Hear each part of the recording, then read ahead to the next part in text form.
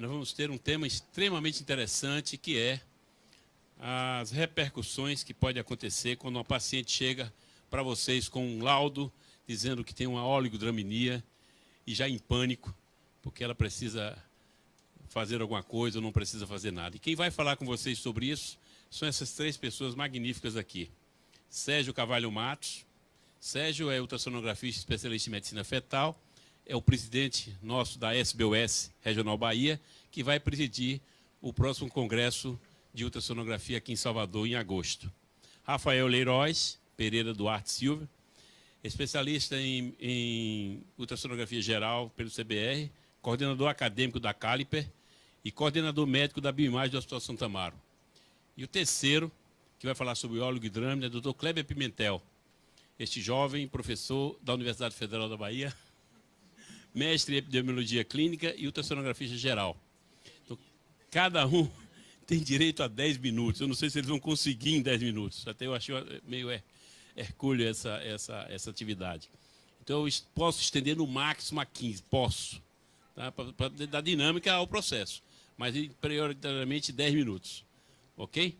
Depois temos um debate. Vamos fechar o nosso seminário aqui às 9h30 pontualmente. O tema é extremamente amplo, como o Cadete falou. Eu vou ficar restrito exatamente às questões daquilo que a gente faz na prática do dia a dia em relação ao Doppler, né? A ultrassom propriamente dito e a perfil, né? Como é que a gente se mobiliza em relação a essas modificações biofísicas que a gente tem frente a um paciente de alto risco e como a gente deve interpretar com vocês. É óbvio que o Rafael vai falar sobre restrição, então eu não vou me deter isso, mas de qualquer forma o tema está imbricado no outro, né? Que os fenômenos que acontecem na restrição precoce, ou melhor, os fenômenos que acontecem em biofísico em qualquer situação de lesão placentária são os mesmos. Não muda se a restrição é precoce ou restrição é tardia.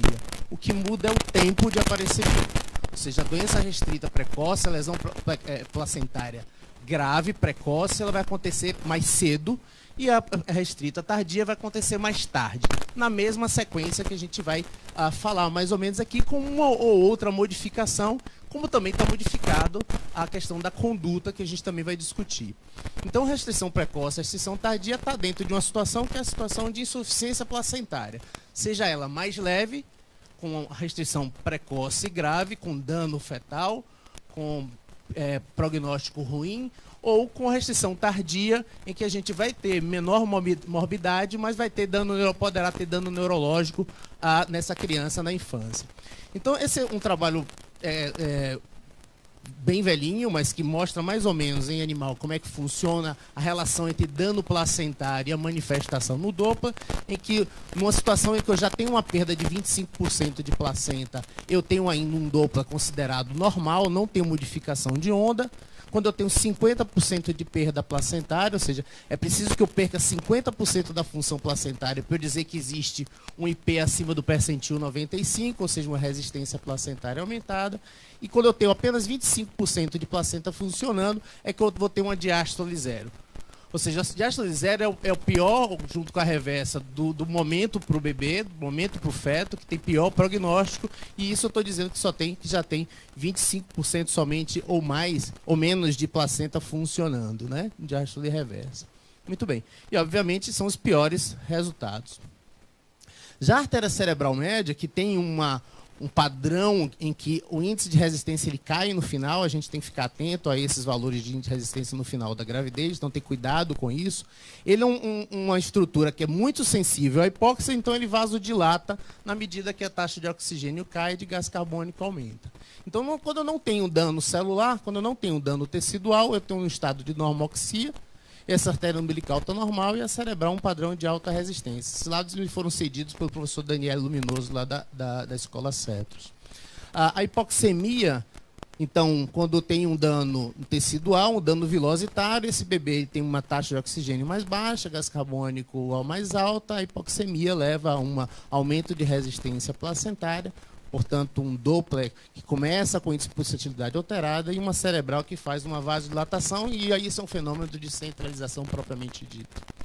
Consequentemente, volta para a gente o dado de relação cérebro-placentária, não mais com aquele valor que a gente aprende em faculdade de valor de 1, mas dentro de um intervalo de referência, e isso também está relacionado a dano neonatal, a uma morbidade mais elevada.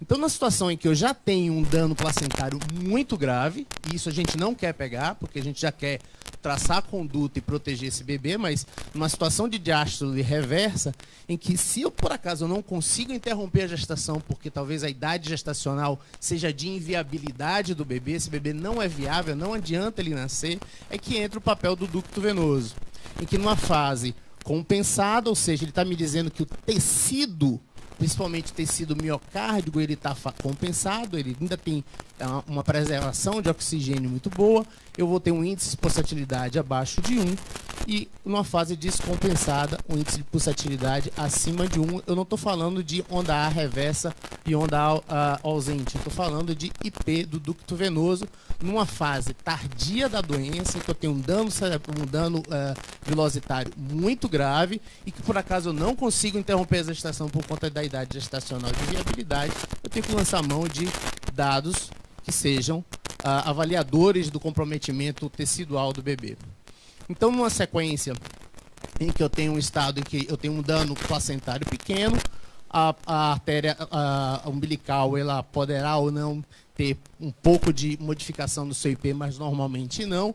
A cerebral vai estar normal, obviamente o ducto venoso também não vai ter papel nenhum fazer esse ducto venoso, eu já tenho perda de placenta. Se eu tenho uma perda maior de 50%, é nesse momento que o índice de pulsatilidade da artéria umbilical aumenta, mas ainda tem uma diástole, portanto esse bebê está bem, ele está numa fase compensada da hipoxemia, a cerebral ele faz vasodilatação, esse bebê está centralizado, mas não vai ter alteração cardíaca porque eu ainda tenho diástole, no umbilical. Quando a diástole está zero, ou seja, um dano do velocitário mais grave, mais intenso, ou a diástole reversa, a vasodilatação ela é muito maior na artéria cerebral, ele vai abaixo do percentil 5, abaixo do percentil 3. Numa fase compensada da doença, eu tenho um ducto venoso normal, na fase descompensada eu posso ter o ducto venoso com índice de pulsatilidade acima de 1, onda A ausente ou onda A reversa. Portanto, a gente pode classificar as situações de sofrimento fetal ou de centralização ou de dano placentário com restrição de crescimento, portanto, no estágio em que eu tenho um Doppler normal. Isso é uma sugestão de conduta baseado naquilo que está publicado mais recente, esse slide cedido e modificado pelo professor Peralta, que se eu tenho um estágio 1, ou seja, eu tenho um bebê restrito, uma situação de insuficiência placentária, mas com Doppler normal, eu vejo se esse bebê tem restrição. Se ele tiver restrição, eu vou repetir com uma semana. Se ele não tiver restrição de crescimento, possivelmente é um bebê pequeno constitucional, eu posso repetir em 2 semanas, porque eu estou com Doppler normal. Ou seja, quem faz a diferença em repetir um ou 2 semanas é se ele tem restrição ou não. Eu vou olhar sempre se o Doppler continua normal. O bebê que tem uma restrição de crescimento com o Doppler normal, ou seja, eu não tenho diástole zero, não tenho diástole reversa, eu posso ter uma diástole normal, índice de pulsatilidade normal ou acima do percentil 95. Esse parto pode ser no termo, e a sugestão que seja, podendo ser até por indução. E se esse bebê não tem, obviamente, restrição de crescimento, esse parto pode ser no termo por indicação obstétrica. No estágio 2, eu tenho uma diástole zero, não estou reversa, eu já estou falando de um prognóstico um pouco mais complicado para o bebê, porque eu já tenho diástole zero. Eu vou fazer a avaliação diária. A literatura não tem dúvida que acima de 34 semanas é resolução, porque esse bebê já está numa situação de maior prognóstico. Lembra, esse bebê já está em hipoxemia, já tem vasodilatação, ele já está centralizado, ele já está protegendo os seus órgãos. Entre 32 semanas e 34 vão depender desse ducto venoso ou da cardiotocografia computadorizado, não é a convencional. Se eu tiver um ducto venoso acima de 1, eu vou fazer o parto. Entre 28 e 32 semanas, essa é a grande questão que o Rafael vai falar possivelmente, que é a questão de eu estou diante de um prematuro, e o prematuro também pode complicar, ele vai complicar também com hemorragia craniana, com lesões isquêmicas renais, lesões isquêmicas intestinais. Então eu vou avaliar também com o ducto venoso, e o que muda vai ser o parâmetro da cardiotocografia computadorizada, que a gente acaba não tendo tão disponível. Então o nosso parâmetro vai ser o ducto venoso. O ducto venoso acima de 1, esse bebê tem sinais de queda de oxigenação tecidual. O miocárdio dele está sofrendo, portanto, ele vai nascer sabendo que a gente já vai tirar ele numa situação um pouco mais complicada. Na diástole reversa, a questão toda é a inviabilidade do bebê. Se eu tiver acima de 32 semanas, eu vou fazer o parto. Entre 28 e 32, eu consulto o ducto. E 28 e 26 também. O que muda é a mesma coisa, o parâmetro da cartografia computadorizada. E, obviamente, zero reversa. Acima de 26 semanas, esse bebê nasce. Esse 26 semanas está aí como ponto de corte do Hospital Aliança. Que no seu hospital pode ser diferente, no interior pode ser diferente, que é a viabilidade do bebê no berçário. Quando é que o bebê é viável no berçário? Isso é individual, de serviço a serviço. Coloquei aqui 26 semanas, quando um dia eu brinquei com a Catiaci e falei 28, ela brigou comigo e disse que é 26, então 26 está aqui.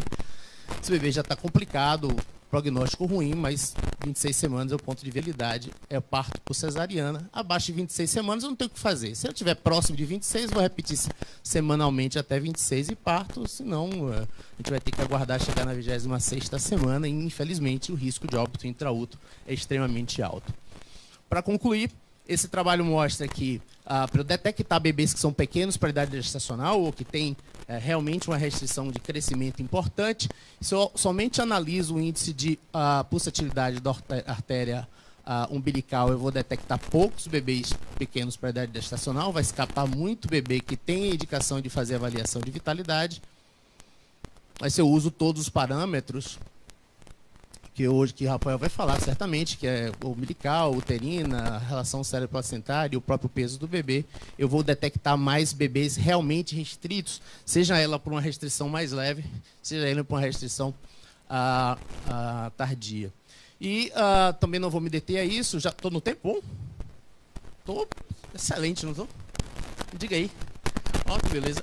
Eu vou usar, para restrição de crescimento ou para qualquer situação de insuficiência placentária, eu tenho que usar todos os parâmetros. Veja que existe a classificação de precoce e tardio, o Rafael vai falar sobre isso, mas a questão de falar é que na hora que eu avalio o Doppler e que eu consigo individualizar que o bebê que tem restrição tardia, ele não vai manifestar alteração na artéria umbilical de forma precoce. E, portanto, eu estou dizendo para os senhores que no paciente que está rastreado para hipertensão, ou que ele é aparentemente até de baixo risco, que é muito interessante, é sugestivo na literatura que vocês solicitem os exames em 3 momentos. Vou fazer rastreamento de primeiro trimestre com 12 semanas e rastreamento para pré-eclâmpsia com 12 semanas, com índice de pulsatividade médio das artérias uterinas, mais a história clínica. Vou fazer ultrassom morfológico do segundo trimestre e vou fazer um ultrassom por volta de 32 semanas. Porque aquele bebê que vai fazer restrição tardia porque tem uma lesão placentária leve, ela não vai dar artéria umbilical alterada com 22 semanas. Ele vai me mostrar que ele é pequeno com 32 semanas, com 33 semanas. E às vezes a artéria umbilical está normal, mas a cerebral está alterada. Ou seja, eu faço um diagnóstico de que ele é pequeno para a idade, porque com 22 semanas eu marquei que ele era percentil 50, e com 32 semanas eu vi que esse bebê está no percentil 10. Então ele era 50, por que ele está no percentil 10? Se o bebê não tem nenhuma malformação estrutural, ele não tem nenhum marcador genético, por que ele está restrito? Se ele me disse que ele era 50 com 20 semanas, com 22 semanas. E aí eu vou na artéria cerebral. Porque se eu for na artéria umbilical, possivelmente ele vai dar normal, porque ele é um restrito tardio. E eu mostrei para vocês que com 25% de placenta, com até 50% de placenta, o índice de pulsatilidade da artéria umbilical ela pode ser normal. E ela vai me enganar.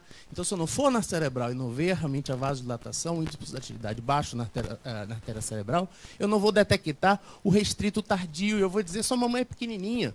Seu pai é pequeno, puxou seu pai, puxou a mãe, isso é constitucional. E eu deixo de dar diagnóstico do restrito tardio, que na verdade eu deixo de aplicar o meu papel como examinador do Doppler das artérias cerebrais, artérias uterinas e tudo que a gente faz no terceiro trimestre. Cumpridor de horário, obrigado. Vamos depois da discussão. Vamos lá. Então, dando continuidade à nossa sessão clínica, nossa sessão científica, eu vou falar de restrição de crescimento intrauterino. Bom, antes de falar de restrição de crescimento, a gente precisa falar de crescimento fetal. E crescimento fetal nada mais é do que o resultado do potencial genético, potencial de crescimento e o ambiente intrauterino, né, do qual a placenta e o funcionamento placentário tem toda a importância, né? Mas também a exposição a infecções, né, e outras condições que podem levar a parada, a diminuição da velocidade de crescimento. E o crescimento fetal final é o resultado dessa matemática que eu estou apresentando para vocês aqui. Bom, é fundamental para definir o crescimento de um feto, definir previamente, conhecimento prévio da idade gestacional e, numa ultrassonografia, a determinação do peso fetal. Sem conhecer a idade gestacional, sem um exame prévio, sem uma boa datação, não é possível uma boa avaliação do crescimento. Portanto, como é que a gente faz isso pela ultrassonografia? Uma série de medidas, né? Medidas da cabeça do feto, diâmetro biparietal e circunferência cefálica, medida do abdômen do feto, a circunferência abdominal, medida do fêmur fetal, né? O comprimento do fêmur, o comprimento da diáfise femoral, e o próprio aparelho de ultrassom já dá esse resultado para nós. Ele faz essa continha, na verdade, existem vários autores falando sobre crescimento que nos ajudam a ter uma estimativa do peso fetal, mas o mais utilizado é o Radlock. Felizmente, o computador faz isso automaticamente para nós, para que a gente não precise decorar essa conta, e no final a gente tem um resultado exposto em forma de report ou worksheet para alguns aparelhos, em que aparece lá, calculado a partir do diâmetro biparietal, circunferência cefálica, circunferência abdominal e o fêmur, o peso fetal estimado. No nosso exemplo, 491 gramas. E do lado, uma idade gestacional estimada. Pessoal, se eu não tenho um exame prévio, eu vou datar por esse. E eu digo que esse feto tem 22 semanas e 1 dia. Quando eu tenho um exame prévio, o bebê não passou a ter 22 semanas e 1 dia.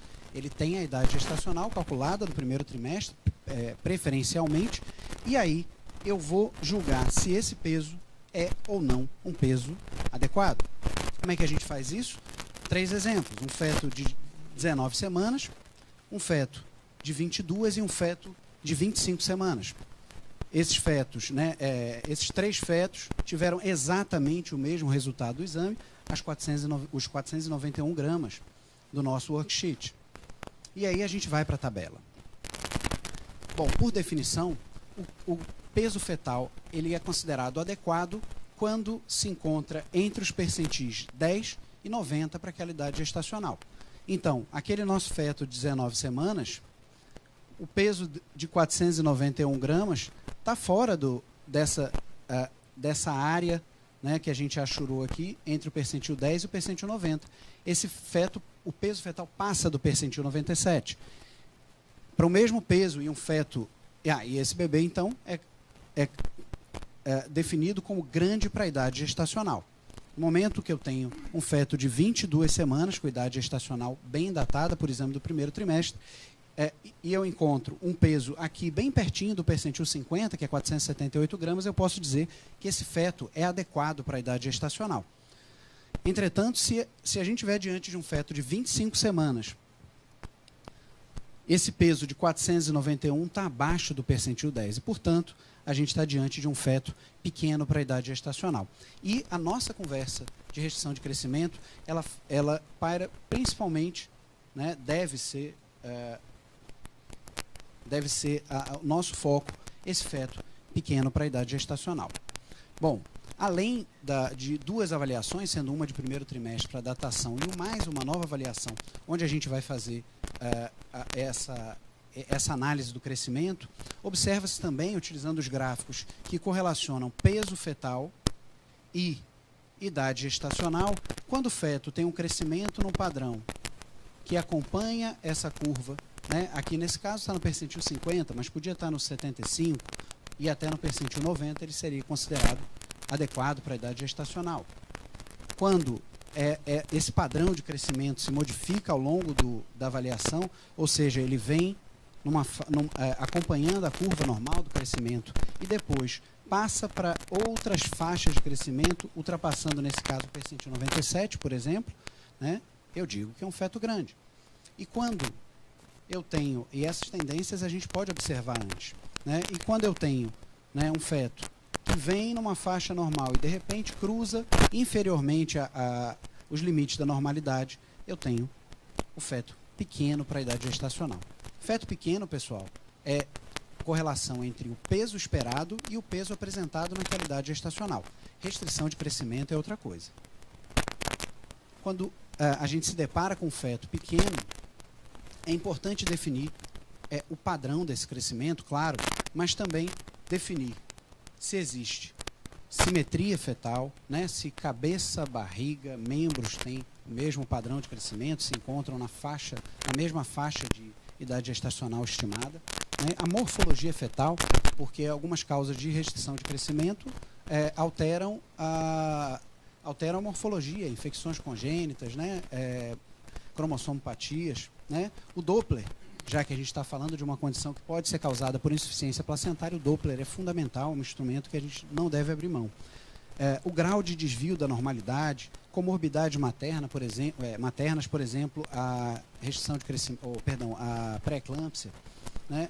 Quando eu tenho um perfil de crescimento que, apesar de abaixo do percentil 10, ele segue mais ou menos a mesma linha do crescimento normal, provavelmente eu estou diante de um feto constitucionalmente pequeno ou de um feto com aneuploidia ou infecção congênita. Ou seja, são fetos pequenos, mas que mantêm um padrão de crescimento próximo da normalidade.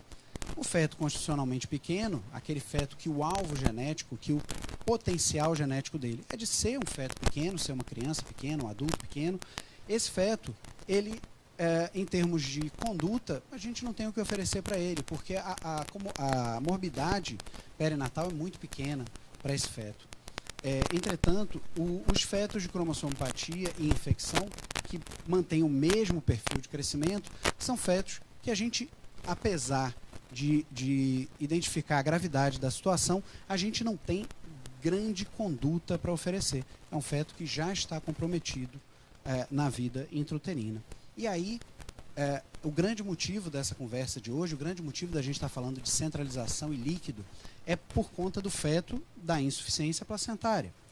Na insuficiência placentária, nota-se que o crescimento, em geral, ele afasta-se do normal.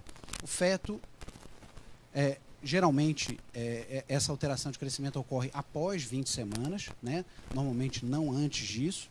Né? É um crescimento assimétrico, associado a volume de líquido amniótico reduzido, né? Geralmente é um feto sem malformações, mas se elas ocorrerem não tem a ver diretamente com a insuficiência placentária.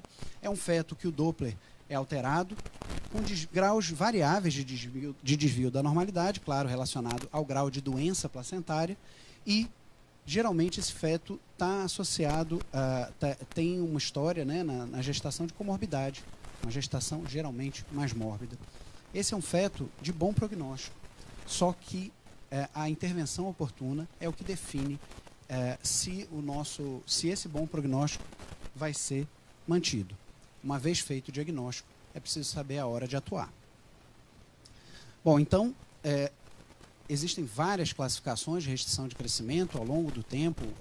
Alguns grupos são conhecidos por publicar e estudar essa patologia, mas eu selecionei dois autores, que são Figueiras e Grátakos, que em 2014 publicaram esse trabalho na Fetal Diagnosis and Therapy, e em 2017 eles reafirmaram essa abordagem da restrição de crescimento, e a partir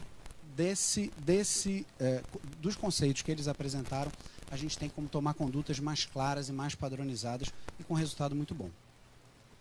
Bom, eles citam no trabalho, e é importante que Sérgio já iniciou esse conceito, que a restrição de crescimento ela é uma doença única, mas com algumas variações, principalmente quando a gente está comparando aquela de instalação precoce e aquela de instalação tardia. A precoce é a restrição de crescimento que ocorre antes das 32 semanas. A tardia, aquela de 32 semanas em diante. A precoce é aquela que ela corresponde a 1 a 2% de todas as gestações e a 20 a 30% das restrições de crescimento. E a precoce está fortemente associada com a pré-eclâmpsia. Enquanto a restrição de crescimento tardia, ou seja, aquela após 32 semanas, ela corresponde a 3 a 5% de todas as gestações, 70% a 80% das restrições de crescimento, ou seja, muito mais frequente do que a restrição precoce, que é a que tanto nos aflige, e ela tem uma relação muito infrequente com a doença hipertensiva da gestação. E, portanto, uma gestante outro sim saudável não está livre de apresentar uma restrição de crescimento desse tipo. E aí onde é que está a diferença? Bom, são algumas diferenças. Por exemplo, a dificuldade diagnóstico, a dificuldade, aliás, no manejo. A restrição precoce, ela vem junto de uma prematuridade importante, né, uma causa de morbimortalidade, e que esse segmento é muito difícil. Né, definir o momento de interromper é muito difícil. Já a restrição tardia, a dificuldade está no diagnóstico, porque muitas vezes essa não é uma paciente triada e acompanhada como uma candidata à restrição de crescimento. Né? Como eu disse, uma paciente jovem, com ganho de peso normal, outro sim saudável. Ainda comparando os dois tipos de restrição, né? A doença precoce geralmente está associada a uma placenta mais gravemente doente, enquanto a restrição tardia ela tem uma doença placentária de leve a moderada. A hipóxia, o grau de hipóxia fetal costuma ser mais grave na precoce e na tardia, leve a moderada. E aí está o problema, porque o feto da restrição precoce é um feto que tem uma tolerância boa, porque ele está acostumado a níveis mais baixos de oxigênio. O feto da restrição tardia, ele não está acostumado com hipóxia, então a sua tolerância é muito pior, é muito inferior, e qualquer piora aguda pode ser causa de morte. A precoce, como eu disse, né, mais grave, portanto com alta mortalidade, também associada à prematuridade, enquanto a tardia tem uma prematuridade tem uma mortalidade mais baixa, mas está associado à morte fetal sem causa aparente. Ou seja, voltamos àquela dificuldade do diagnóstico.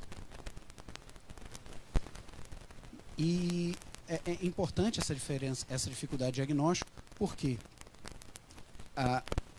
a história natural é um pouquinho diferente. Como o Sérgio falou antes de mim, a história natural ela tem uma diferença que a gente precisa entender. Bom, na precoce, eu tenho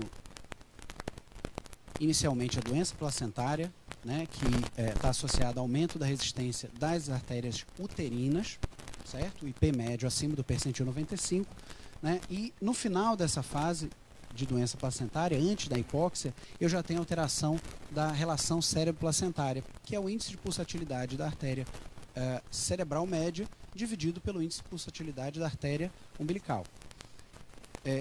Depois, já numa fase em que se inicia a hipóxia fetal, eu tenho o aumento da resistência da artéria umbilical, né, e logo depois a queda da resistência da artéria cerebral média, visando melhor oxigenação do tecido cerebral. Já no final dessa fase, eu já começo a ter alterações na diástole, eu já tinha aumento da resistência, agora a diástole da artéria umbilical desaparece. Numa fase de hipóxia, né, de acidose avançada, eu tenho, além do aumento da resistência do istmo aórtico, a artéria umbilical com diástole reversa, né, e eu já começo a ter alterações no ducto venoso, no índice de pulsatilidade do ducto venoso. E numa fase de injúria grave, de lesão tecidual grave, eu tenho alterações cardiotocográficas, alterações do perfil biofísico fetal, né, e a onda A reversa do ducto venoso. Já na restrição tardia, ou seja, aquela a partir de 32 semanas, eu tenho uma doença placentária, inicialmente muito semelhante ao que a gente vê na precoce, né, índice de pulsatilidade da artéria uterina aumentado, ou seja, resistência nas artérias uterinas, depois alteração na relação cérebro-placentária, mas na fase de hipóxia eu posso não observar, e provavelmente eu não vou observar alteração na artéria umbilical. E aqui está o pulo do gato, porque eu já tenho alteração na artéria cerebral média, já tenho redução da resistência da artéria cerebral média, aumento da resistência do istmo aórtico, e o próximo passo, né, mesmo muitas vezes sem alterar a artéria umbilical ainda, eu já tenho desaceleração do CTG, acidose grave e morte fetal intraútero. Por isso, aqueles casos de restrição tardia muitas vezes passam despercebidos e são causas de morte fetal sem explicação. Faltou foi o diagnóstico. Bom, e como é que a gente faz esse diagnóstico então? Se a gente, sabendo que a história natural é diferente entre os dois tipos, a precoce e tardia, no caso, quando eu encontro um feto pequeno, se eu for utilizar um feto abaixo do percentil 10, se eu for utilizar só o critério da artéria umbilical, eu vou falhar na detecção da restrição tardia. Reparem que o azul clarinho aqui corresponde às artérias umbilicais com resistência normal, enquanto eu tenho, nessa fase mais precoce, maior percentual de umbilicais alteradas. Sabendo da história natural, o grupo de Barcelona faz uma proposta um pouquinho diferente, que é o seguinte: abandona a artéria umbilical, continuo com peso fetal abaixo do percentil 10 e eu vou ter que responder a 3 perguntas. Uma delas é: a relação cérebro-placentária ela está abaixo do percentil 5? Ou o IP médio das artérias uterinas está acima do percentil 95? Ou o peso fetal está abaixo do P3? Se eu respondi sim a uma dessas 3, se eu respondi não a todas as 3, eu tenho um feto provavelmente constitucionalmente pequeno.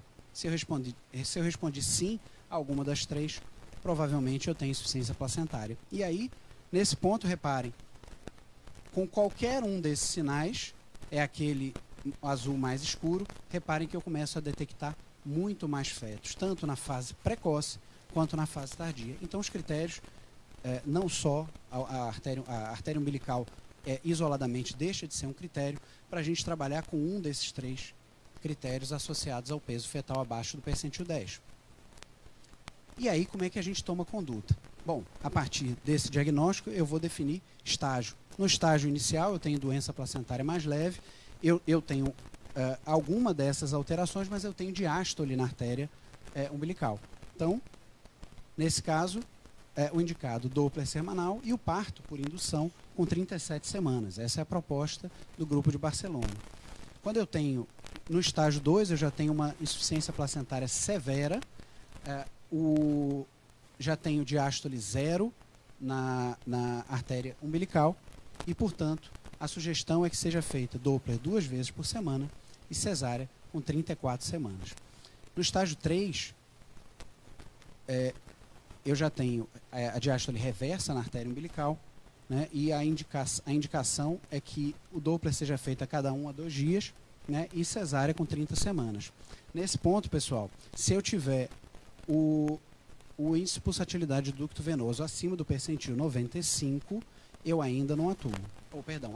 Eu ainda não defino a cesárea caso não tenha 30 semanas. Mas com 30 semanas está definida a interrupção. Certo? E no estágio 4, que seria o estágio de acidose grave, é proposto que já se encontra, né, o ducto venoso com onda A reversa, alterações na cardiotocografia e a indicação Doppler 2 vezes ao dia e, se tiver mais de 26 semanas, a indicação é interrupção por cesariana. Bem simples, mas muito difícil de decidir tendo a situação na sua frente. O resultado perinatal, ele depende de colocar na balança prematuridade e hipóxia fetal. E uma vez que a gente tenha um acompanhamento que nos permita, através dos parâmetros biofísicos, Doppler fluxométricos, estimar essa hipóxia fetal, a gente tem maior chance de acertar a hora e garantir uma cena como essa. Obrigado pela atenção.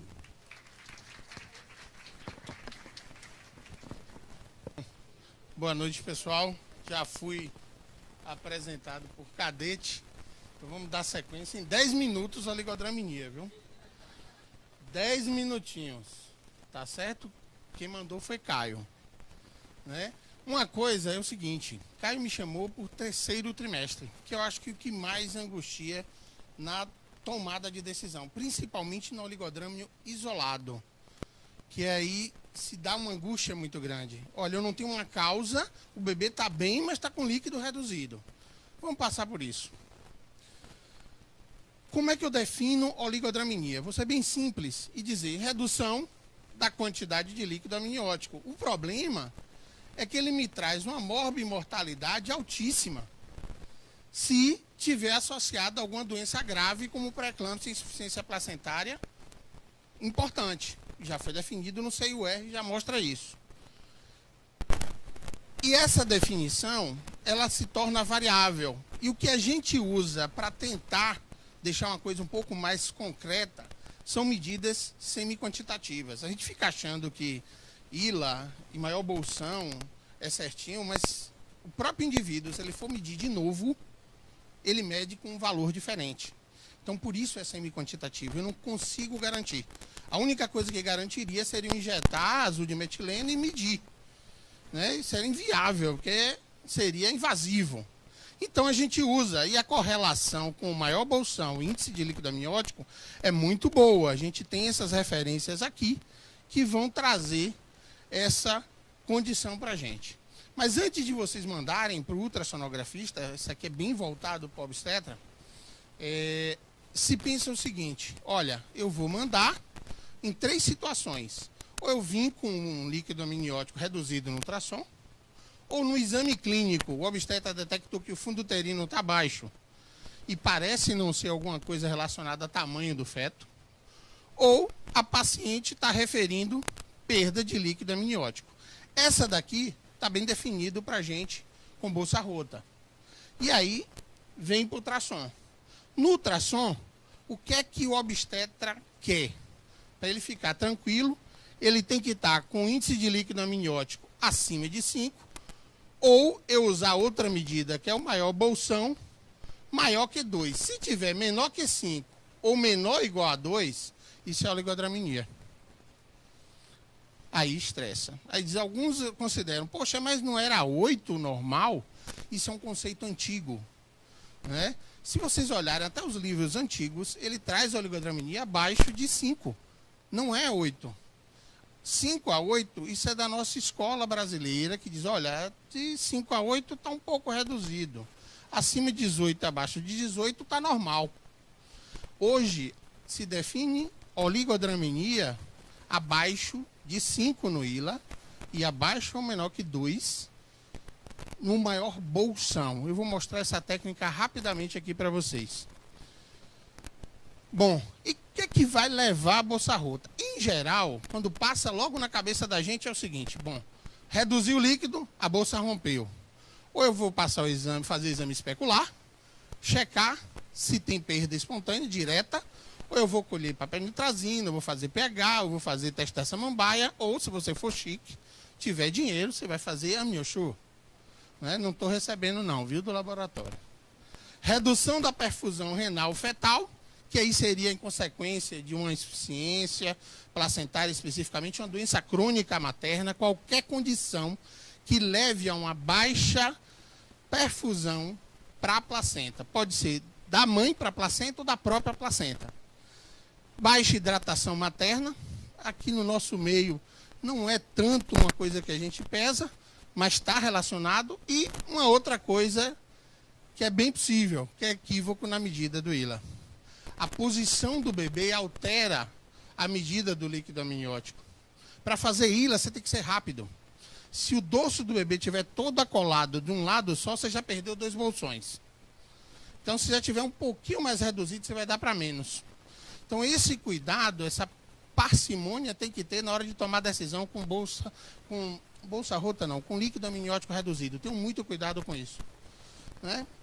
Bom, mas a gente, como um evento bem científico, eu trago algumas coisas bem diretas. O que é que vocês vão pensar quando tiver redução de líquido amniótico? Bolsa rota está claro.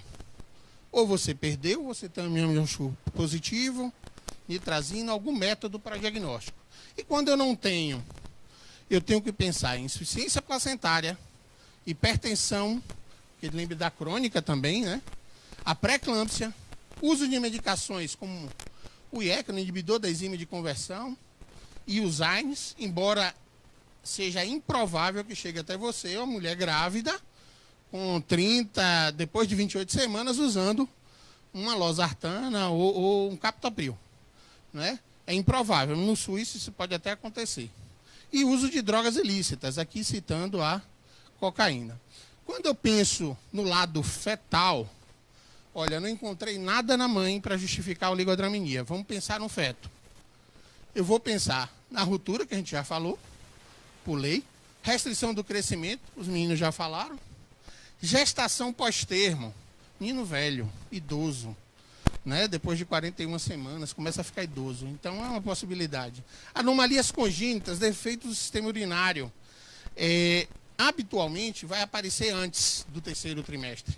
Mas, estenose da junção ureteropélvica, por exemplo, quando ela não é totalmente fechada, como depois de 28 semanas aumenta muito, a urina fetal pode aparecer, o que antes não aparecia.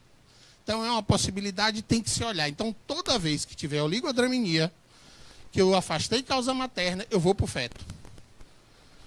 Tem alguma alteração no feto, eu vou ter que rever essa morfologia. Ah, mas não existe morfológico do 3º trimestre. Mas, gente, todo exame obstétrico passa por uma coisa que a gente chama de mini morfológico, onde você consegue olhar algumas partes do feto que responderia a nossa pergunta. E anomalias cromossômicas. Algumas delas podem passar. Né? Se eu não fiz um rastreamento adequado, ou até quando eu faço, existe uma pequena chance, mas existe. Tá certo? E por último, a placentária como causa. Aqui lembrando do gemelar, né? Na síndrome de transfusão feto-fetal, e a própria placenta, um descolamento prematuro. É um outro tema, a discussão de DPP crônico, aquela placenta que descola e fica um tempo, o sangramento para, mas que pode provocar uma oligodramia. E aí eu cheguei, bom, meu diagnóstico de oligodramia é ILA abaixo de 5, menor ou igual a 2. Gente, é uma proposta que eu faço já para vocês, a gente começar a usar maior bolsão. O mundo inteiro está passando a usar maior bolsão. Eu sei que a gente está acostumado com ILA, mas o maior bolsão dá menos intervenção. E os resultados são muito semelhantes. Tá certo? E aí, como não dá para discutir muito por causa do tempo, né? 10 minutos, cadete já fica olhando. Né? Eu tenho que pensar que o maior bolsão, eu só vou localizar a maior bolsa, eu vou perder aquele problema do bebê estar todo para um lado, e aí eu já perder 2 bolsões no ILA, e aí o maior bolsão vai me dar essa facilidade. Outra coisa, no gemelar não dá para eu fazer maior bolsão, porque eu não tenho como dividir em 4 quadrantes. Né? É invenção. ILA, desculpa. Não dá para eu fazer ILA, eu só vou fazer maior bolsão. Então, une útil ao agradável, vamos usar uma coisa só. Tá? E o que é que eu vou fazer diante do oligodrâmio? Nós vimos o conceito, nós vimos as possíveis causas, e agora eu preciso saber o que é que eu faço com o oligodrâmio na minha mão. Vamos lá. Né? Estou aqui desesperado. A primeira coisa é, eu consegui definir causa, porque é partir dela. Se eu não conseguir, qual a idade gestacional que eu estou? Então raciocine sempre desse jeito. E aí vai. Uma das coisas de conduta que você encontra em vários livros mais novos, eu estou trazendo para você aqui uma edição do Gabi, que é Obstetrícia Normal e Patológica, é um livro que eu adoro, de obstetrícia, e que é reproduzida no Williams também. Isso da edição mais nova, desse ano. Hidratação. Eu não sei a causa do oligodrâmio. Hidrate a paciente. Essa é a recomendação que a gente fazia antes e se tinha discussão. Faz ou não faz? Não melhora não. Outros não melhoram. Eles trouxeram trabalhos que melhoram. Então, qual é essa hidratação? 2 litros. Mas não é 2 litros no dia. É 2 litros a mais do que ela já toma. Tá? E aí ele provou com a hidratação, de líquido amniótico, 4 a 6 horas depois, que o ILA aumentava. Saía de 16 para 21. Então, existe uma melhora com a hidratação. E aí, um outro uma dupla de autores, também agora de 2017, não é de 2018 tanto, eu vou trazer uma de 2018. Eles trazem como uma conduta para a obstetrícia, aqui do Medscape, que eu digo que é o up-to-date do mais carente, né? Porque o up-to-date custa $500 por ano a assinatura, e o Medscape e Medicine é de graça. E tem uma atualização também boa. E ele traz, olha, eu vou considerar internação entre 26 e 33 semanas. Isso é para se debater. Tá? Só estou botando a proposta dele. Corticosteroide, se pensa em interromper dentro de 7 dias. Se não pensa em interromper dentro de 7, não faça.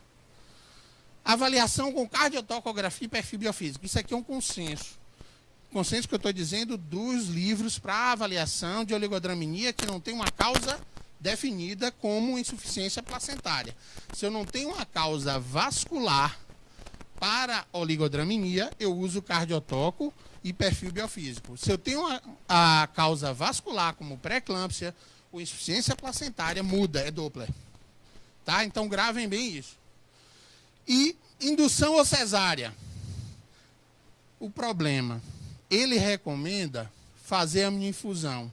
Aí eu botei bem grande aqui. Temos a vivência de fazer a mini-infusão para ter parto normal, né? Então, por isso que eu coloquei. Eu não tenho.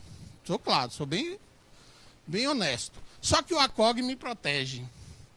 O American College, ele não recomenda a amniofusão profilática para diluição de mecônio baseado num grande ensaio clínico multicêntrico. Então, me salvou. Eu não preciso fazer a amniofusão. Tá? E aí eu trago para vocês um cara que... Cadê Menezes? Não está aqui hoje não, né? Menezes é fã desse cara. Né? Vincenzo Berghella. Né? Gostei dos 2 minutos, bem sutil. Né? É desse livro aqui, ó, quem puder adquira. É uma série de medicina materno-fetal, é bem didático. Ele diz exatamente ponto a ponto o que é que você deve fazer. Tá? E aí ele traz esse algoritmo que é dele, olha. Eu não disse que o outro recomendou hidratação, ele também recomenda. Ó, fortemente encoraja a hidratação de 2 litros de água. E aí ele puxa. Eu sei, Caio, que é para o 3º trimestre, mas eu não podia perder essa oportunidade de Berghella aqui. Então ela é do Jefferson, né? E menos de 23 semanas, ele pensa o seguinte: vamos fazer uma miocentese não só para infundir líquido, para você olhar o feto, mas ver se não tem malformação. Tá? Colher esse líquido, mandar para o laboratório de DNA para se fazer o cariótipo desse feto. Tá bom? DNA, por favor. Né? E ele vem, bom, está entre 23 e 35. Nesse período ele vai, o maior bolsão é maior que 2, é aquele oligodrama que você diz, poxa, tem um maior bolsão de 2, mas nessa idade era para estar muito mais. Subjetivamente, eu não falei para vocês, mas é uma forma de se medir líquido. Só que o obstetra não vai confiar na gente se a gente botar subjetivamente. E aí ele diz, maior que 2, o que é que eu vou fazer? Não se estresse. O NO também aqui é para não se estressar. Né? Você vai fazer cardiotocografia, vai avaliar esse líquido a cada 2 vezes por semana.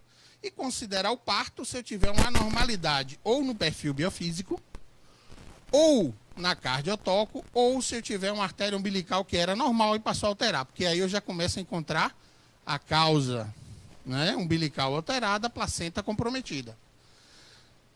Se eu tenho, se é maior do que 2, se for maior do que 2, eu só preciso fazer uma cardiotoco 1 vez por semana. Ou um perfil.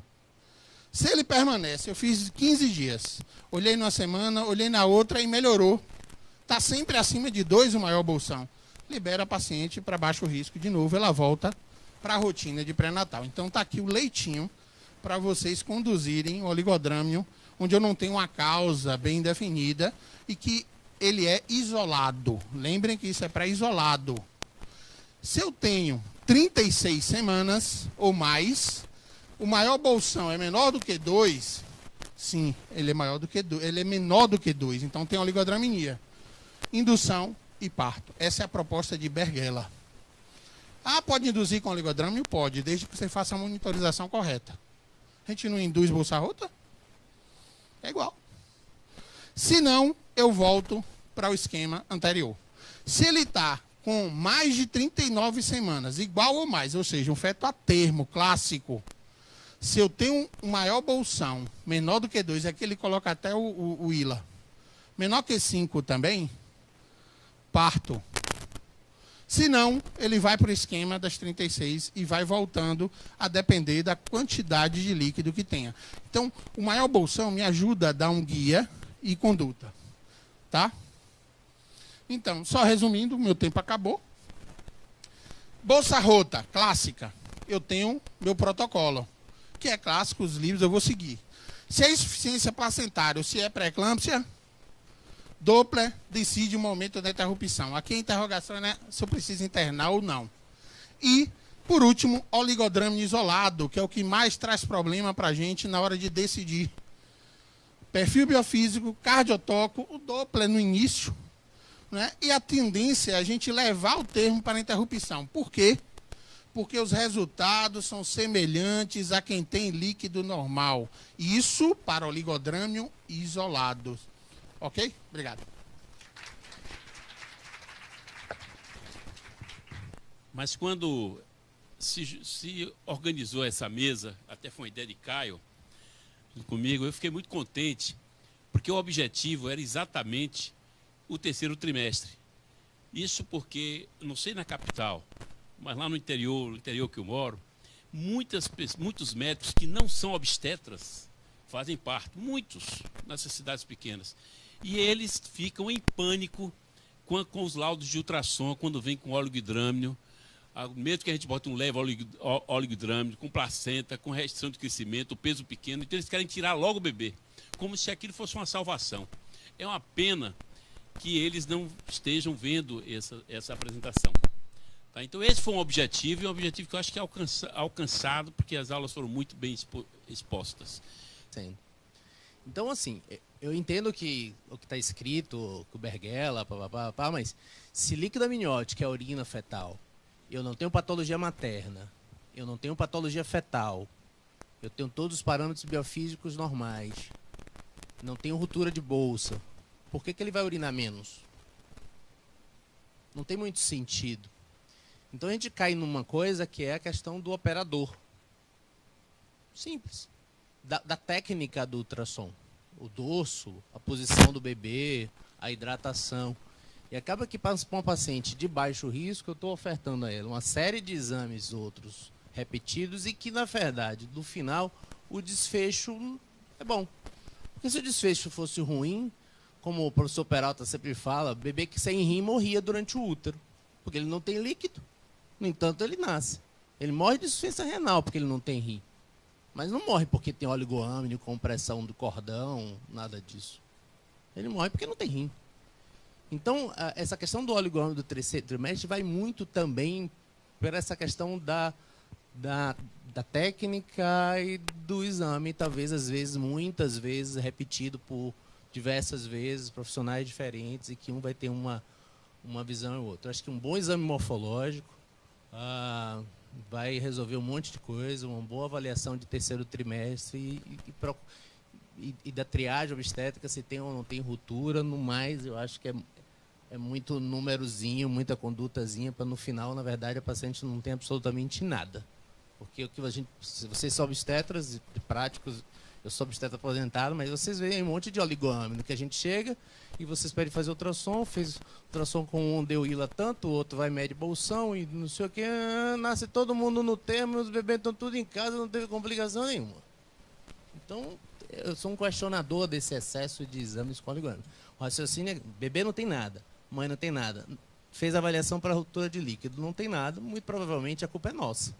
A gente que está medindo demais para o economia. Eu não meço ILA, a não ser que ela tenha indicação, ou uma bolsão, se ela tiver indicação para avaliação quantitativa do líquido.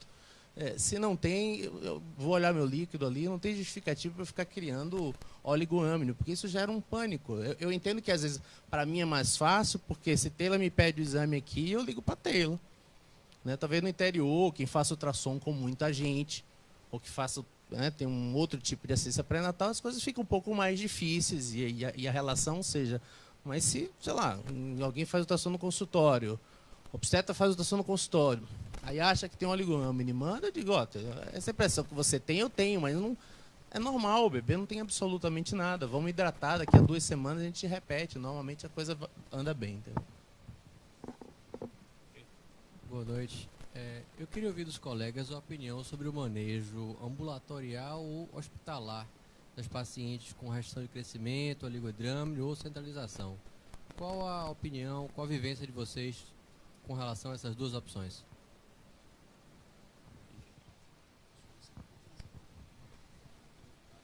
Tá ligado?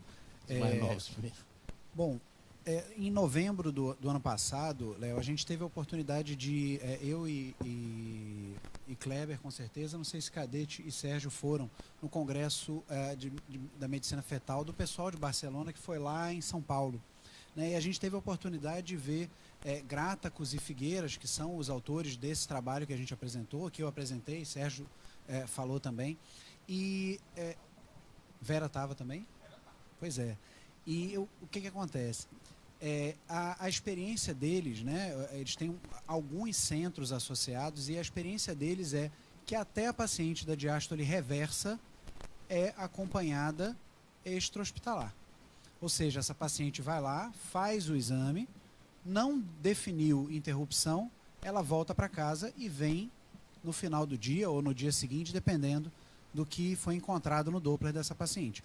Então, o que eles defendem é que o prognóstico não muda pelo regime hospitalar, e sim pelo nível de vigilância. Se é uma paciente que tem como ir ao serviço para fazer a avaliação, não tem necessidade de internação. Aí a gente aí vai pegar um voo, vai chegar no Brasil, na realidade brasileira, em que o paciente do Aliança, o paciente privado, do Santo Amaro, português, tem condição de, durante a semana, procurar qualquer um de nós. Então, sim, dá para fazer ambulatorial. Todo dia vai fazer com um dos meninos e tá tudo ótimo. Mas na realidade nossa, não é essa, entendeu? Eu preciso, em determinadas situações que a gente mostrou ali, que eu faça uma avaliação de vitalidade diária. Eu vou fazer ultrassom com Doppler para ver ducto venoso diário. O Gráticos tem cartografia computadorizada. Dá para ele ir ali em Barcelona, vai na sua casa, volte. Tranquilo, mas aqui na nossa realidade acho que não. Acho que a gente obviamente tem que separar um pouquinho a questão da medicina privada, dá para fazer isso, ambulatorial, a gente já fez isso, eu tenho alguns pacientes que, uns colegas me recomendam, eu digo, olha, tem 24 semanas, é inviável, você não vai fazer absolutamente nada. O que é que o hospital lhe dá? O que é que o hospital vai dar mais a ela? Não sei, vai dar ansiedade a ela, por estar ali no hospital. Então, atravessa, vai no consultório e faz. Mas na medicina pública, que é a grande massa, que é o que nos interessa mesmo, né? O paciente geral, eu acho que ela vai precisar, nessa situação que você especificou, de avaliação de vitalidade diária. Eu acho que por esse motivo, por não ter acesso, precisa estar internada. Só por isso. Não que o hospital, o internamento, o repouso, entendeu? Ela está dentro do hospital, vai ajudar ela. Não é isso. É ter acesso ao exame diário. Simples. Eu acho que não precisa internar. Ponto. Mas qual é a que interna? Concordo com os dois. E separam. Infelizmente, a gente separa o público do privado. Essa é a realidade que ele está trazendo. Mas mesmo no público, se ela tiver acesso à unidade, não é aquele caso que eu preciso fazer ducto venoso diário, porque ela não vai ter como ir em casa e ficar indo e voltando todos os dias. É aquele restrito inicial. Estágio 1. O estágio 1, eu vou manter ela até o estágio 2. A gente acompanha, inclusive, Roberto Santos, Climério de Oliveira, porque ela tem o acesso a isso aí. No privado, é 100% fora. Tem vários colegas aqui que eu já acompanhei isso aí, o R e a oligodramenia, até termo próprio, o nosso presidente aí mesmo, paciente dele, com oligodramenia, eu disse, não tire, vamos levar. E levamos e saiu numa boa. Né? Então, não é uma indicação formal se internar por isso aí. Né? A gente seguindo, inclusive, o que traz de literatura. Concordo com o Sérgio quando ele diz, olha, mas se é uma paciente carente, ela não tem como ficar indo e voltando. E é uma situação grave, estágio 3, um estágio 4, aí eu nem discuto. Eu acho que realmente internamento é o fato. E no privado, se a paciente lhe pedir, aí é outra história. Eu deixo, às vezes, a paciente decidir. Entendeu? Acho que aí é uma conversa com ela. Olha, você prefere ficar no conforto do celular e vir fazer amanhã? Frequentemente, colegas vêm e fazem o exame hoje. Vamos dizer, fez agora de noite. Ah, não, amanhã de manhã precisa repetir. Então, eu vou dormir em casa. Amanhã de manhã eu vou lá no consultório e faço. Porque você vai fazer no mesmo tempo que do hospital. A diferença é que ela está internada, né? Com relação ao diagnóstico de restrição de crescimento tardio, eu acho bem complicado fazer esse diagnóstico mediante 2 exames muito espaçados um do outro. Como é que vocês colocam no laudo? Se vocês colocam suspeita de restrição de crescimento tardio, às vezes vocês têm um ultrassom de morfológico e depois só vai fazer com 32 semanas. Se tiver ainda até acima do percentil 10, mesmo assim coloca-se restrição de crescimento tardio, já faz o Doppler vendo que é um caso de restrição de crescimento tardio, ou apenas sugere? Acho complicado esse diagnóstico. A questão da restrição de crescimento tardio é porque ele vai acontecer no terceiro trimestre. Aí a literatura vai falar 31, 32, 33, 34 semanas. Ok, então esse exame que a gente acaba sugerindo, que é a avaliação de terceiro trimestre, que você vai botar aí entre 30 e 34 semanas, é para isso. Você tem uma avaliação de peso lá atrás, sabe a idade do bebê, vai ver se esse bebê cresceu ou não. Quanto a esse bebê, a gente não se preocupa muito em relação a sofrimento agudo, porque ele não vai ter. Ele não vai ter. Ele tem a evolução própria, mas eu já estou falando de um bebê que está com 32 semanas. E que a literatura também não é muito clara o que é que você vai fazer com ele, sobre o parto, entende? O que ele sugere hoje é que esse bebê, essas mães não entrem em trabalho de parto por esse bebê não tem reserva. Seria aquele parto que o bebê está bem, ele é só pequeno, foi rotulado como um pequeno constitucional, você faz seu trabalho de parto bonitinho, faz a sua ausculta, parto grande, ele nasce chumbado. Mecônio. Todos nós já fizemos um parto assim, tipo, por que você nasceu primeiro? Aí você vê, tem 2 quilos, 2 quilos e pouquinho. Então esse bebê provavelmente é um restrito tardio. Então o problema dele é o desfecho, é como você vai conduzir no desfecho. Não porque ele vai, diferente do precoce, que vai fazer insuficiência placentária grave, que vai fazer instalar uma pré-eclâmpsia grave, que esse bebê, aí você vai acabar interrompendo mais cedo.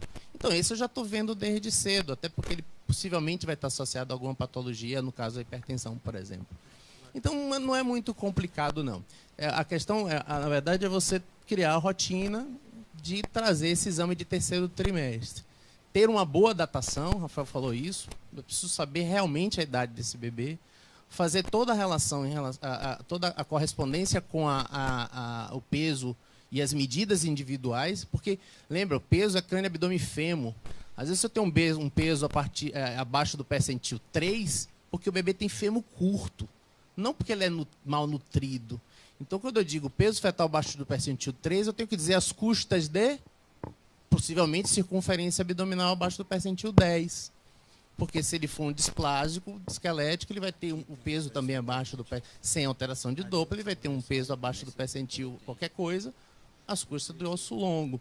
Então, na prática, não é não. É criar a rotina do exame precoce para diagnóstico e datação da gravidez, exame morfológico de primeiro trimestre, rastrear a pré-eclâmpsia, exame de segundo trimestre, cervicometria para fazer rastreamento de parto prematuro e exame entre 30 e 34 semanas para pegar o bebê restrito. É isso aí. Certo. Na verdade, essa classificação de precoce e tardio, ela chama atenção para a gente, né? Quem nunca recebeu um laudo de Doppler só dizendo Doppler de artéria umbilical? Então, um feto pequeno com Doppler de artéria umbilical normal, e se a gente for na definição clássica, né, e mais antiga de restrição de crescimento, em que se utiliza apenas a artéria umbilical, esse feto seria pequeno com umbilical normal, ele seria automaticamente classificado como constitucionalmente pequeno. Mas esse feto ele já pode ter alteração de cerebral média. E a cerebral média, pessoal, ela fala de hipóxia do sistema nervoso central.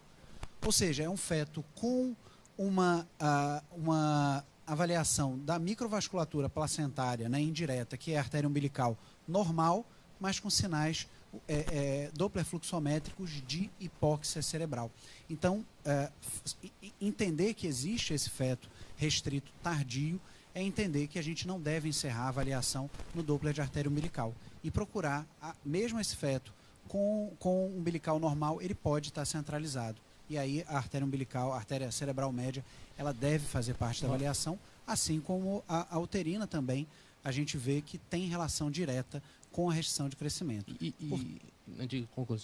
Não, e portanto, o Doppler, além da avaliação do peso, sabendo a idade gestacional, né, definindo se ele está abaixo do P10 e abaixo do P3, ou entre o P10 e o P3, definindo o índice de pulsatilidade médio das artérias uterinas e a relação cérebro-placentária, aí sim a cerebral média e a umbilical são avaliados em conjunto. Não só a umbilical, como classicamente se ensinou e se fez durante muito tempo.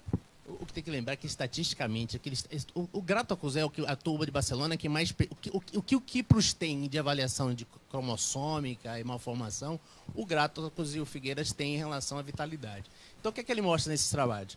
Que dos bebês nascidos pequenos, chamados pequenos para a idade gestacional, 3/4 deles, dos restritos, eram restritos tardios, ou seja, a patologia placentária grave, ele que faz o pequeno para a idade gestacional restrito precoce, ele corresponde a apenas 1/4 da situação. 3/4 eles são restritos tardios.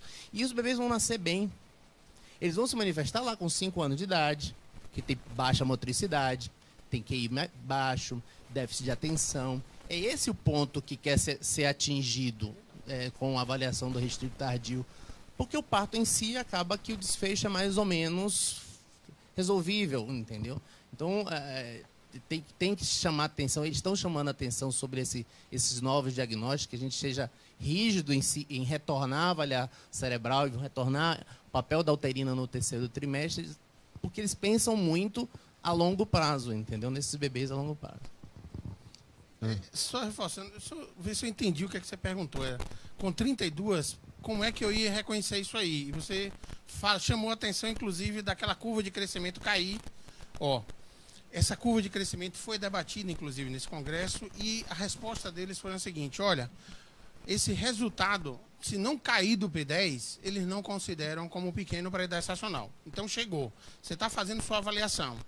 Não é um restrito precoce. Ele chegou com 32 semanas. 32 e 34, pelo próprio trabalho do Figueiras e do Gratocosi, eles dizem, olha, isso é arbitrário, esse 32 para 34. Não foi um trabalho que definiu, isso é arbitrário deles, do protocolo deles. E que está sendo bem aceito. E aí o que é que se diz? Olha, eu não espero a umbilical alterar. O que vai alterar primeiro, Sérgio e Rafael, eu só estou reforçando isso, olha, não vá atrás da umbilical nesse momento, porque quem primeiro vai alterar ou é a relação cerebroplacentária ou é apenas a cerebral média. Com um adendo, se for só a cerebral média alterada e você vê que a relação ainda continua bem borderline, até normal, é difícil, mas pode, você deve repetir com 12 horas para confirmar se isso realmente acontece. Então tem que haver a repetição. Várias vezes eu fiz isso e repeti e estava normal. E evoluiu numa boa. Eu só vou fechar esse diagnóstico de restrito tardio, Rafael e Sérgio reforçaram, se eu estou com peso fetal abaixo do P10, ponto. E ele não tem. E ele tem ou a cerebral alterada ou as artérias uterinas alteradas. São essas condições que eu vou definir abaixo do P10. Se for abaixo do P3, para ele já considera, independente de Doppler, um restrito. Embora algumas pessoas não consideram. E aqui eu pedi para o pessoal botar, assim, me acompanha aí. Isso é de lá do Medicina Fetal Barcelona. Vocês podem olhar no consultório de vocês para definir esse crescimento. Clica ali em Fetal Growth. Aqui. Aponta aí, Rafa.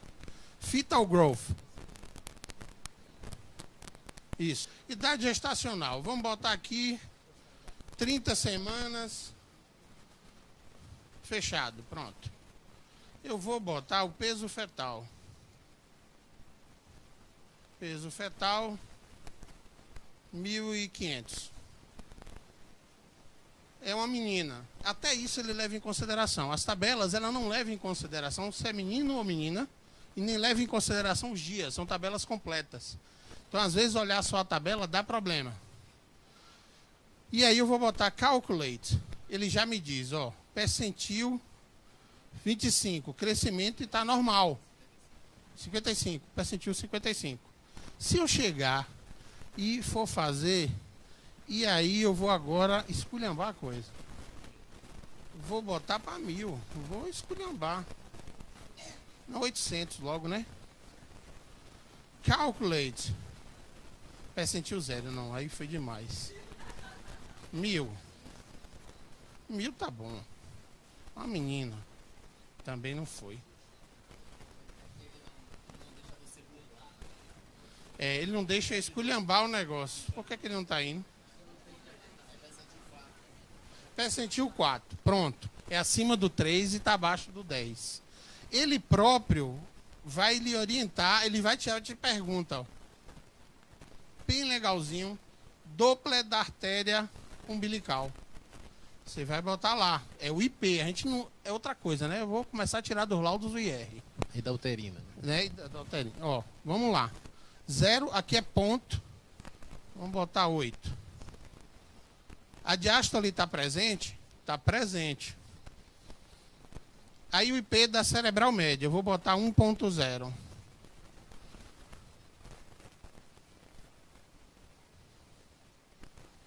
Das uterinas, 1.9. Estou esculhambando. 1.8. Calcula e ele te dá que percentil tal. A relação. Relação cérebro-placentária calculou percentil 99. Não, peraí. Percentil 4. 4, gente, ela tem que estar com a relação cérebro-placentária acima do percentil 5. Se ele está 4, ele está alterado. Ele já está te pedindo aqui para fazer o Doppler do ducto venoso. Vou botar 1.0. Estou inventando, tá?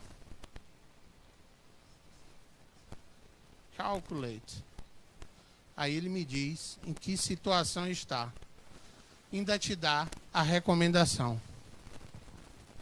Tá bom? Então, simplifica aí, embora que eu tomei tempo demais. Sérgio. Ó, o doutor Marcos quer falar, né? Oi. Vai lá, Marcos. É o seguinte, o Doppler é extremamente importante, como vocês falaram aí. No nosso serviço, no serviço em que a gente está atuando em hospital público, nós deixamos de falar em centralização. Centralização é um conceito da década de 80, da tempo de Benning, do perfil biofísico, e a gente já avançou bastante. Então a gente começa a falar de compartimento materno, compartimento placentário e compartimento fetal. Então, quando a gente elabora o laudo, a gente vai falar sobre esses compartimentos e falar sobre má adaptação placentária, sobre hipoxemia, sobre acidemia. E depois de 5 anos, nós estamos sendo entendidos. Ou seja, a gente conseguiu implantar no setor, uma maternidade pública municipal de Feira de Santana, esse conceito. E eu queria, assim, a opinião da mesa a respeito disso. Tá? E a outra coisa, voltamos então à cerebral média. Ou seja, no terceiro trimestre, talvez o mais importante seja a cerebral média mesmo. Ou seja, tem que ter sempre a cerebral média. Em situações em que o peso fetal, a gente está falando de restrição de crescimento, mas que o peso fetal está adequado ou próximo do adequado, a cerebral média é de extrema importância. Então, acho que para um público obstétrico, isso é extremamente importante estar sendo falado. O termo centralização só entrou no nome da chamada da aula, porque na verdade acho que em nenhum momento a gente falou o termo, mas também o termo não vai, né? Assim, a gente tem que raciocinar, na verdade, clinicamente. E a cerebral média é isso mesmo. Ele entra com um papel importante na restrição precoce, ou no sofrimento, na restrição precoce ele entra também na restrição tardia com um papel principal mesmo, porque o umbilical pode estar normal.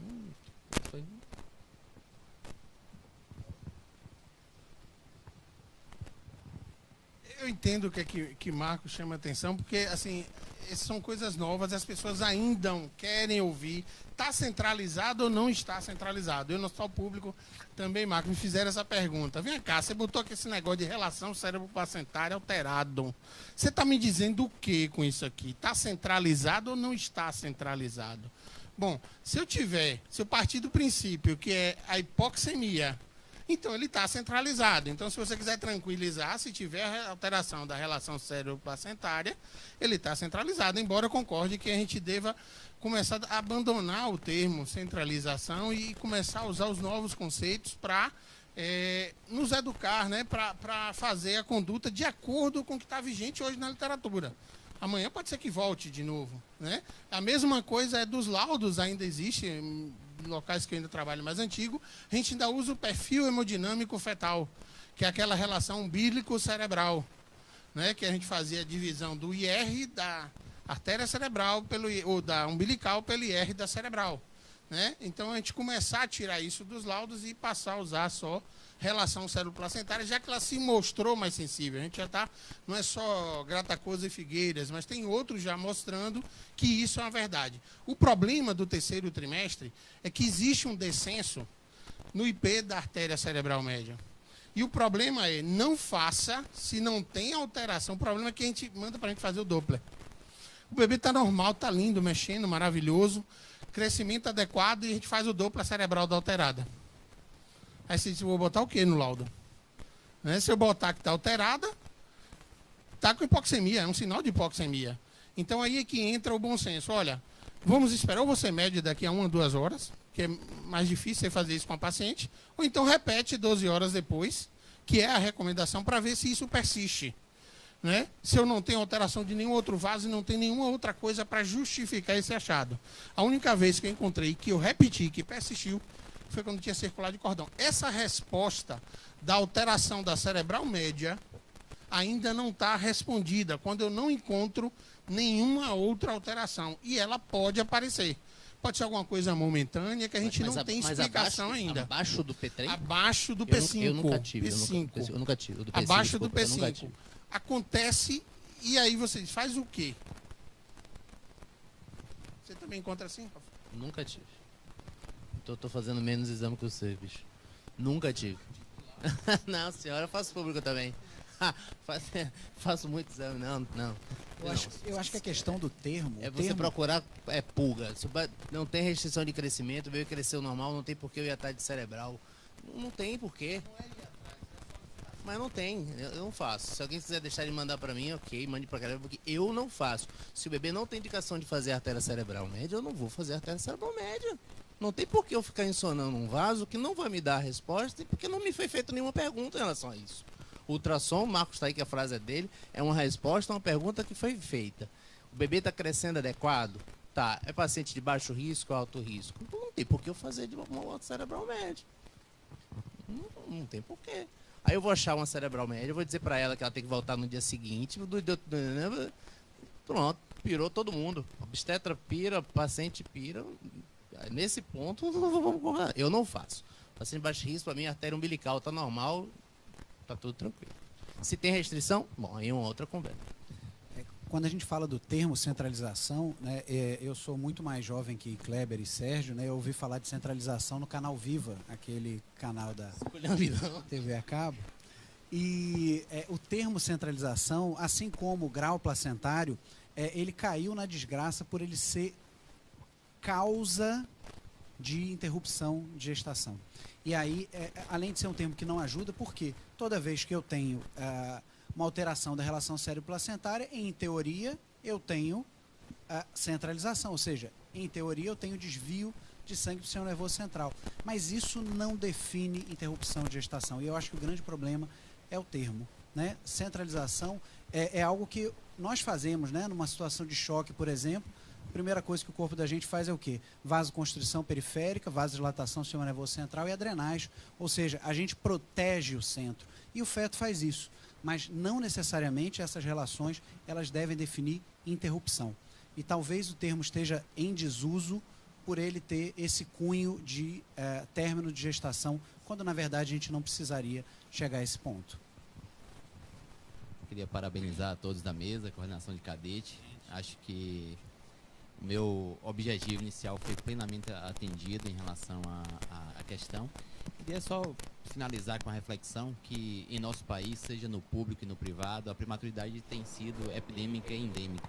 E o motivo da aula é justamente trazer um ponto de conhecimento para justamente refletir se os motivos que estão levando essa prematuridade tardia, sobretudo, eles são relevantes, são baseados em evidência.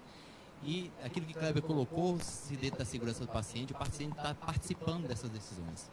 Então, no público, que Sérgio também fez um contraponto, é uma decisão muito delicada essa de internar, porque nessa gestão da clínica, a gente vê a mortalidade materna aumentando, a prematuridade aumentando, a mortalidade perinatal aumentando, paciente que deveria estar fora está dentro, paciente que está dentro deveria estar fora. Então, nessa gestão da clínica, a medicina baseada em evidência só tem um ponto, que é fazer uma boa medicina. Então, essas escolhas em recursos limitados sempre é difícil. Então, só cabe ao bom médico fazer uma boa escolha. Essa boa escolha é o bom conhecimento. Eu queria passar só essa reflexão para todos. Parabéns pelas atividades, pelas sessões, pelas palestras. A discussão foi excelente e obrigado. Muito obrigado. Bom, está encerrando já então. Só quero fazer um comentário, que eu fiquei calado, olha.